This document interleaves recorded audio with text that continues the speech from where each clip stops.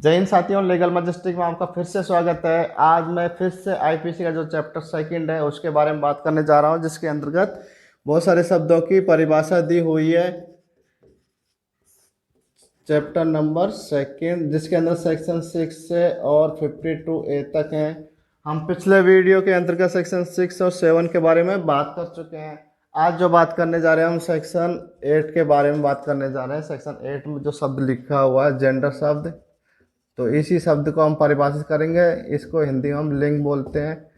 तो सेक्शन 8 के अंतर्गत लिखा हुआ है कि जहाँ पर भी पुल्लिंगवाचक शब्द का प्रयोग हुआ है तो वह सभी व्यक्तियों पर लागू होगा, जहाँ चाहे वह नर हो या नारी हो। तो जहाँ पर भी मतलब ये आईपीसी है, आईपीसी के बारे में बोल रहा है कि जहाँ पर भी आईपीसी के अंतर्गत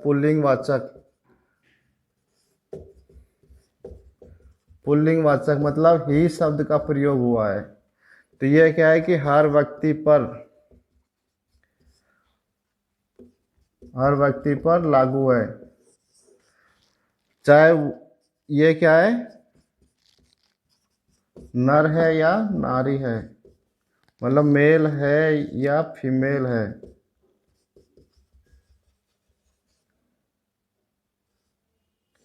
मेल है या फीमेल है, तो ये तो सेक्शन 8 के अंतर्गत लिखा हुआ है।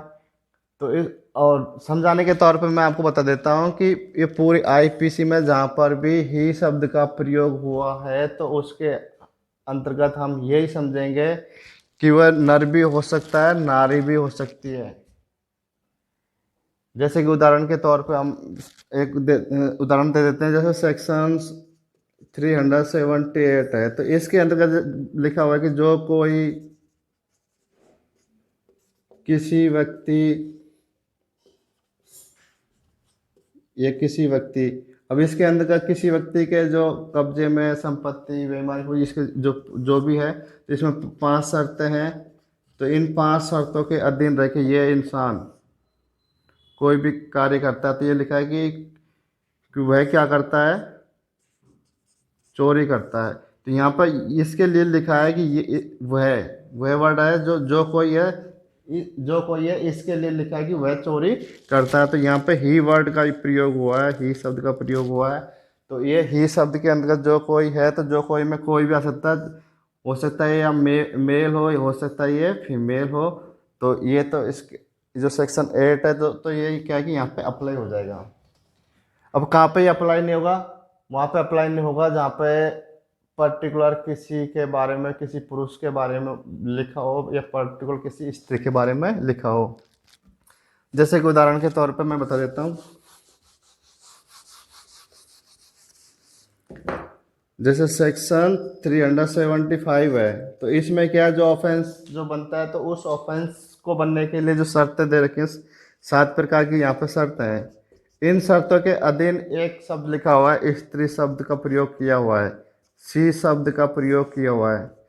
तो जहाँ पे पर्टिकुलर किसी के बारे में बताया हुआ है, तो वहाँ पे सेक्शन 8 अप्लाई नहीं होगा। सेक्शन 8 के बारे में कोई भी उदाहरण देके कोई भी अप्लाई करके उसके बारे में बात नहीं की जाएगी। तो यहाँ पर्टिकुलर इस सेक्शन के अंतर्गत सी शब्द का प्रयोग किया हुआ है, तो यहाँ पे ये नहीं माना जाएगा कि यहाँ पे जेंडर पुल्लिंगवाचक शब्द का प्रयोग हुआ है। यहाँ पर्टिकुलर किसी स्त्री का सी शब्द का प्रयोग हुआ है। तो ये तरह सेक्शन 8। अब बात करते हैं हम सेक्शन 9 के बारे में। सेक्शन जो 9 है वह बोलता है नंबर के बारे में, वचन के बारे में। तो सेक्शन 9 के अंतर्गत जो परिभाषा जो लिखी हुई है वचन के बारे में, तो उसमें लिखा हुआ है जब तक कि संदर्भ से तत्प्रतिकूल यह प्रतीत नहीं हो जाता तब तक एक वचन द्योतक को बहुवचन माना जाएगा और बहुवचन द्योतक के अंतर्गत एक वचन होगा। तो अब इसको हम उदाहरण के तौर पर देख लेते हैं। जैसे कि ये व्यक्ति है, तो इसका एक घर है, तो इस घर के अंतर्गत क्या हुआ, किसी ने आग लगा दी। इसमें क्या हुआ, किसी ने आग लगा दी। तो ये व्यक्ति क्या किया, ये पुलिस स्टेशन गया, तो यहाँ पे जाके इसने एफआईआर दर्ज कराई। किनके नाम, अज्ञात व्यक्तियों के नाम। अब ये जो अज्ञात व्यक्ति हैं जिनके नाम एफआईआर दर्ज कराई, तो ये क्या है कि बहुवचन बहुवचन के अंतर्गत इन्हें माना जाएगा। बाद में पता चलता है कि जो अज्ञात व्यक्तियों के नाम एफआईआर दर्ज कराई तो पुलिस द्वारा किसी एक व्यक्ति को जो एक्स है उसको अरेस्ट कर लिया गया। तो यहाँ क्या हुआ, जैसे एक्स को अरेस्ट कर लिया गया तो यह क्या है कि एक वचन के अंतर्गत इसको माना जाएगा, क्योंकि परिभाषा के अंतर्गत मैंने आपको बताया है कि जब तक कि संदर्भ थे, ये जो वर्ड लिखा हुआ है ना, संदर्भ से तत्प्रतिकूल प्रतीत नहीं होता। तो इसमें क्या हुआ कि पहले तो संदर्भ तत्प्रतिकूल प्रतीत नहीं हो रहा, तो अज्ञात व्यक्ति में सभी व्यक्ति आते हैं जब तक कि उसके बारे में पता नहीं चल जाता। तो यहाँ पे ये बहुवचन के अंतर्गत जैसे ही संदर्भ से तत्प्रतिकूल प्रतीत हो गया कि एक्स व्यक्ति द्वारा आग लगाई गई है, तो ये एक वचन में आ जाएगा।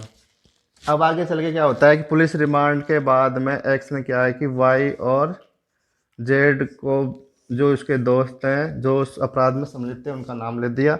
तो अब ये क्या है, संदर्भ तत्प्रतिकूल ये प्रतीत हो गया कि इसमें एक्स वाई जेड 3 लोग हैं, और ये क्या है कि एक वचन नहीं, ये बहुवचन में है, तो ये दोबारा क्या है कि बहुवचन के अंतर्गत आएंगे। तो ये तो हुआ सेक्शन 9 जिसके अंतर्गत लिखा हुआ है कि जब तक कि संदर्भ तत्प्रतिकूल नहीं होता तो एक वचन को बहुवचन और बहुवचन को एक वचन माना जाएगा। अब देख लेते हैं हम सेक्शन 10 को। सेक्शन जो 10 है तो उसमें लिखा है पुरुष और स्त्री, ये 2 शब्द हैं। इन 2 शब्दों को परिभाषित करना होगा अपन को, मैन और वुमेन को, ये 2 शब्द हैं। तो सेक्शन 10 में लिखा हुआ है कि किसी भी आयु का मानव नर, तो यहाँ पे उनकी जो एज है उसको बताया नहीं गया है, एज को फिक्स नहीं किया गया है, एज की कोई सीमा नहीं है। तो यहाँ पे स्त्री के बारे में बात करते हैं, स्त्री के बारे में यही लिखा हुआ है कि किसी भी आयु की मानव नारी के बारे में। तो यहाँ पे दोनों के बारे में लिखा है कि किसी भी आयु, तो ये आयु उनके जन्म से हो सकती है और मृत्यु तक की जो आयु है उस आयु के बारे में बात करें, जैसे जन्म लेता है और जैसे उसकी मृत्यु होती है, उस आयु की कोई सीमा नहीं है कि पुरुष को कब माना जाएगा, स्त्री कब माना जाएगा। जैसे जन्म ले लिया, जैसे उसकी मृत्यु होती है, उस सीमा का जो समय टाइम जो होता है, जो दिन होते हैं, उसमें हर समय टाइम में पुरुष और स्त्री माने जाते हैं। यदि वह मानव नारी है तो स्त्री और मानव नर है तो पुरुष माना जाएगा। उदाहरण के तौर पे हम देख लेते हैं, जैसे कि भाई जैसे सेक्शन 376 का जो डीबी है, ये जो सेक्शन है, तो इस सेक्शन के अंतर्गत जो लिखा हुआ है कि 12 साल से कम की स्त्री, यहाँ पर जो शब्द लिखा है 12 साल से कम की स्त्री, तो यहाँ पर स्त्री वर्ड का यूज हुआ है, वुमन वर्ड का यूज हुआ है, वुमेन वर्ड का। तो हम वैसे तो देखते हैं कि 12 साल से कम की स्त्री है तो वो एक बालक है, बालिका है, उसको चाइल्ड वर्ड में यूज होना चाहिए। लेकिन भारतीय दंड संहिता के अंतर्गत जो सेक्शन 10 है तो उसका कहना यही है कि जहाँ पे भी स्त्री शब्द का वर्ड यूज हुआ है तो वहाँ पे एज डिफाइन नहीं देखी जाएगी, चाहे उसकी एज कितनी भी हो। तो ये उदाहरण के तौर पर आपको मैंने बता दिया। तो ये तो हुआ सेक्शन 10 के अंतर्गत जो स्त्री और पुरुष शब्द को परिभाषित किया हुआ है। इसी के साथ में जय हिंद, जय भारत।